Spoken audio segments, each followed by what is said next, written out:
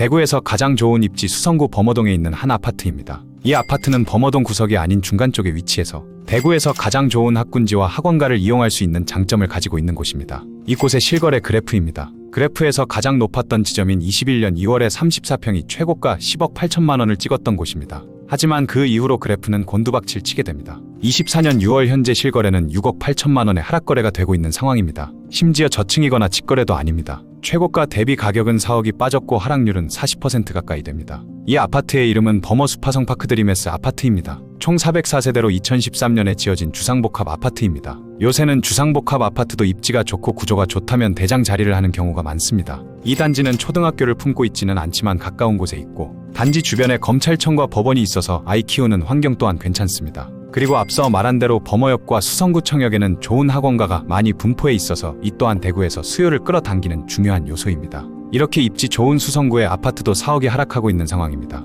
더 충격적인 것은 최근 찍힌 6억 8천만 원 실거래보다 더 다운된 가격인 6억 5,500만 원의 매물이 나와 있어서 앞으로 더 큰 하락을 면치 못할 것으로 보입니다. 이렇게 대구에서 가장 입지 좋은 수성구 아파트들도 40% 가까이 하락하고 있는 상황에 다른 단지들은 어떤 모습을 하고 있을까요? 물론 이 아파트보다 훨씬 좋지 못한 모습을 하고 있습니다. 오늘 확인한 지역은 대구입니다. 대구에서 가장 많이 하락하고 있는 단지 10곳을 확인하고 그 뒤에는 대구의 부동산 시장 분위기를 데이터로 확인해 보겠습니다. 시작하겠습니다.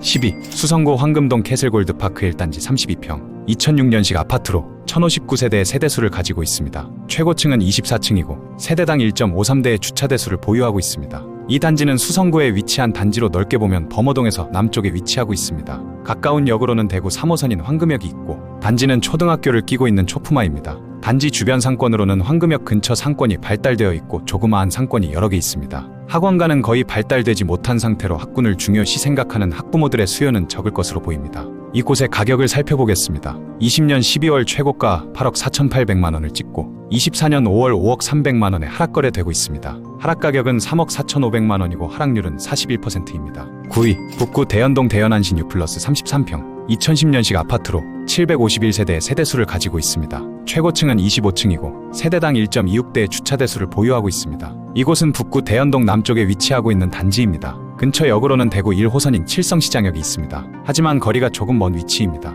단지 위쪽으로는 경북대 캠퍼스가 넓게 형성되어 있습니다. 초등학교가 멀다는 단점이 있는데 도보로 15분 정도 걸리는 위치에 있습니다. 단지 왼쪽으로는 신천이 흘러 자연환경은 괜찮은 곳입니다. 단지 주변 상권은 살펴보면 넓게 형성되어 있는 것을 확인할 수 있습니다. 하지만 상권에 학원가는 없고 학원을 이용하려면 멀리 이동해야 해서 학군을 중요하게 생각하는 학부모의 수요는 없을 것으로 보입니다. 이곳의 가격을 살펴보겠습니다. 20년 12월 최고가 5억 4천만 원을 찍고 24년 5월 3억 2천만 원에 하락거래되고 있습니다. 하락 가격은 2억 2천만 원이고 하락률은 41%입니다. 8위 수성구 중동 수성여성 에링턴 플레이스 33평 2020년식 아파트로 745세대의 세대수를 가지고 있습니다. 최고층은 29층이고 세대당 1.3대의 주차대수를 보유하고 있습니다. 이곳은 수성구 중동 왼쪽에 위치한 곳입니다. 주변에 도보로 이용 가능한 역은 없고 대구 3호선이 인근에 둘러싸고 있는 형태입니다. 단점으로는 배정된 학교인 황금초가 도보로 거리가 꽤 있습니다. 단지에서 조금 위로 올라가면 수성시장역 인근 상권이 있는데 상당히 넓게 분포되어 있습니다. 학원가는 단지 주변에는 거의 없고 그나마 위로 올라가서 역 근처 상권에 조금 형성되어 있습니다. 이곳의 가격을 살펴보겠습니다. 20년 12월 최고가 8억 9,500만 원을 찍고 24년 5월 5억 3천만 원에 하락거래되고 있습니다. 하락 가격은 3억 6,500만 원이고 하락률은 41%입니다. 7위 동구 신천동 화성파크 드림 이스트밸리 34평 2008년식 아파트로 447세대의 세대수를 가지고 있습니다. 최고층은 25층이고 세대당 1.56대의 주차대수를 보유하고 있습니다. 이곳은 수성구 위쪽의 동구 신천동에 위치한 단지입니다. 단지 주변 역으로는 신청역과 동대구역이 존재하고 단지는 그 사이에 위치해 있습니다. 초등학교를 품고 있는 초품화 아파트로 초등학교 자녀 학부모의 수요가 있을 것 같습니다. 단지 주변에 상권이 많고 특히 신천역과 동대구역 주변에 넓은 상권이 형성되어 있습니다. 이곳의 가격을 살펴보겠습니다. 21년 7월 최고가 6억 2천만 원을 찍고 24년 6월 3억 6천만 원에 하락거래되고 있습니다. 하락 가격은 2억 6천만 원이고 하락률은 42%입니다. 6위 수성구 만촌동 만촌3 정그린 코아의 듀파크 29평 2019년식 아파트로 774세대의 세대수를 가지고 있습니다. 최고층은 22층이고 세대당 1.39대의 주차대수를 보유하고 있습니다.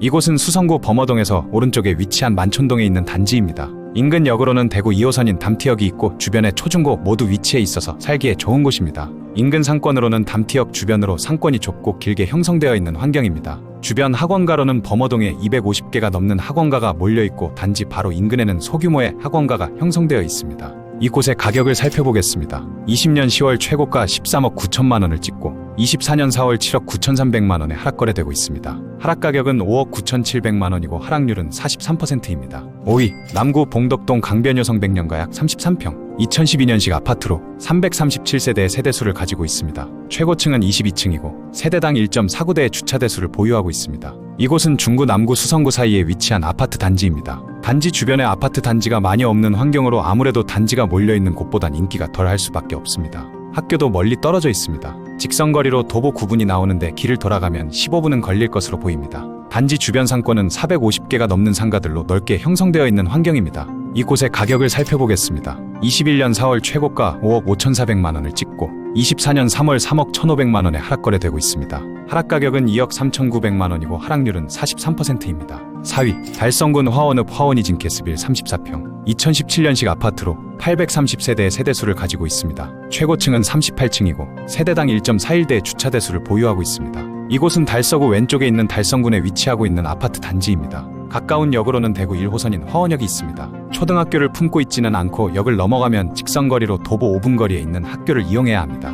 상권으로는 화원역 위쪽으로 250개가 넘는 큰 규모의 상권이 형성되어 있습니다. 학원가는 단지 주변에 7개 정도로 적은 학원가를 형성하고 있는 상황입니다. 이곳의 가격을 살펴보겠습니다. 21년 2월 최고가 5억 7,600만 원을 찍고 24년 6월 3억 2,500만 원에 하락 거래되고 있습니다. 하락 가격은 2억 5,100만 원이고 하락률은 44%입니다. 3위 중구 대봉동 더샵리비테르 2차 32평 2022년식 아파트로 613세대의 세대수를 가지고 있습니다. 최고층은 29층이고 세대당 1.32대의 주차대수를 보유하고 있습니다. 이곳은 중구에서 남쪽에 위치한 단지입니다. 인근 역으로는 대구 2호선인 경대병원역이 있습니다. 하지만 주변에 초등학교와 중학교가 멀리 있습니다. 단지 위쪽으로는 대구에서 가장 많은 상권이 형성되어 있습니다. 하지만 이렇게 많은 상권에서 학원가는 없어서 학군을 중요하게 생각하는 학부모의 수요는 별로 없을 것 같습니다. 이곳의 가격을 살펴보겠습니다. 21년 8월 최고가 8억 635만 원을 찍고 24년 5월 4억 5천만 원에 하락 거래되고 있습니다. 하락 가격은 3억 5,635만 원이고 하락률은 44%입니다.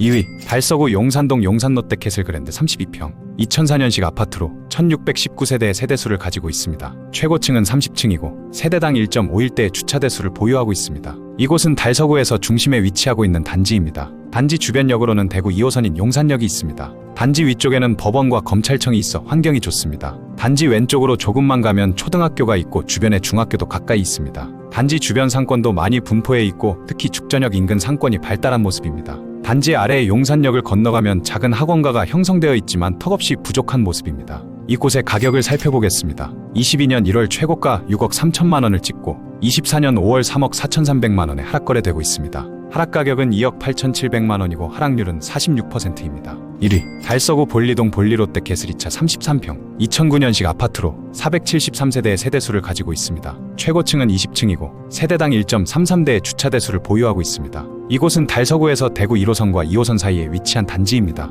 단지 주변에 아파트 단지들이 많고 초중고 모두 가까이 위치한 곳으로 분위기는 좋습니다. 단지에서 오른쪽으로 가면 넓은 상권이 형성되어 있는 모습입니다. 그리고 대구 2호선인 죽전역 쪽으로 올라가면 작은 학원과 상권들이 조금씩 몰려있는 환경입니다. 이곳의 가격을 살펴보겠습니다. 21년 5월 최고가 5억 7,500만 원을 찍고 24년 6월 3억 1,300만 원에 하락 거래되고 있습니다. 하락 가격은 2억 6,200만 원이고 하락률은 46%입니다.